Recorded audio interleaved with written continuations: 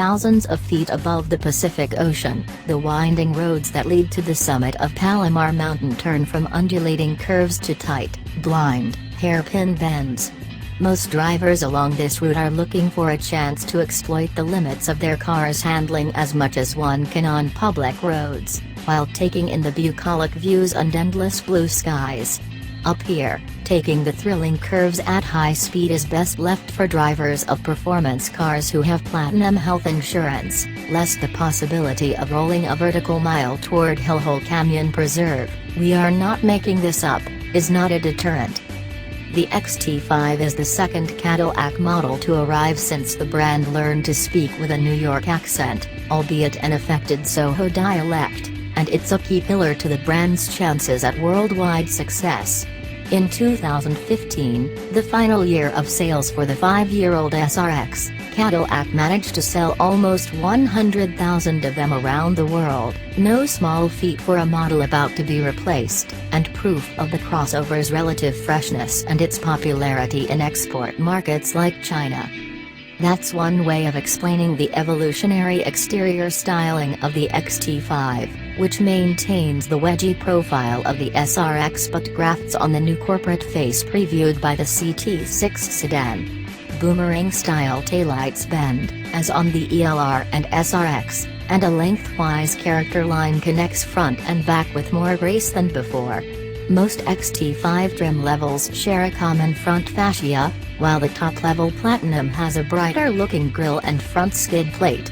The overall look is that of a more refined SRX, and that's no bad thing for any of that model's fans, or any aficionados of the retired CTS wagon. In short, you'll know that an XT5 isn't an SRX when you first see one, although the differences are harder to tell when the two are parked side by side. If the XT5's exterior is a familiar sight to Cadillac fans, then its interior is a welcome departure that's sure to convert would-be buyers of German cues. The dashboard is an expansive, flowing testament to the new school of Cadillac design, and it's immediately impressive. Gone is the waterfall-style center stack, which relied on frustrating capacitive touch inputs, and in its place is a tastefully integrated navigation screen surrounded by soft-touch materials and several storage compartments. The navigation screen is too small to compete with the Volvo XC90 for clarity, and too cluttered to offer much map information, but graphics are nonetheless crisp.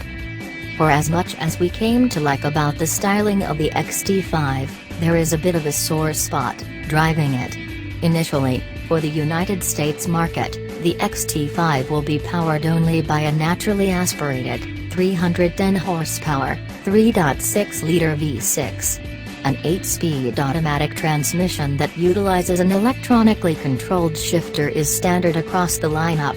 While 310 horsepower is competitive with most mid-size luxury cubes, the XT5 never felt particularly lively getting up to speed. It could certainly stand to benefit from more than 271 pound-feet of torque. We think that issue could be rectified by installing the turbocharged, 2.0-liter 4-cylinder engine that will be offered in the rest of the world, or the CT6's delightful twin-turbo 3.0-liter V6, both of which have livelier personalities. Passengers will focus more on the smooth ride and relatively quiet interior, but enthusiasts might grumble. Further dulling the driving experience in the XT5 is lifeless steering with artificially light feel, leaving the driver to operate the vehicle, not engage with the road. The brakes are spongy, and there's a significant amount of body roll when tossing the XT5 around corners. Sport and selectable all-wheel drive modes add some excitement to the drive, mostly in the form of reprogrammed shift calibration, but there is a noticeable delay from the time we selected a mode to when the XT5 actually entered it. Surprisingly for a crossover, the XT5 comes to life the harder it's pushed, but we wish the engine were slightly more punchy and potent.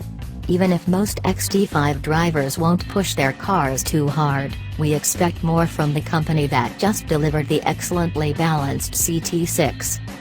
That brings us to a discussion of how the XT5 fits in, within the increasingly competitive landscape of the luxury SUV market. In terms of driving dynamics and intended audience, it skews away from the likes of the Audi Q5, BMW X3, and Mercedes-Benz GLC, and shoots directly at the Lincoln MKX and Lexus RX 350. The XT5 offers an argument in favor of giving a second look to the MKX, which is hardly a sporty performer but a speedier and more confident one.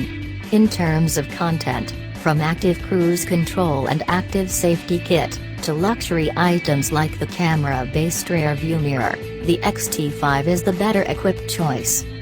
When we finally descended from Palomar Mountain, and took the highway back to ritzy Orange County, where SRXs roamed the streets like a local, indigenous species, we were confident in our verdict. The XT5 picks up where the SRX left off, daring prudently where it counts. It is a fashionable, capable follow-up to the SRX, and in its native environment, parking lots of high-end stores and in highway traffic, it could be another winner.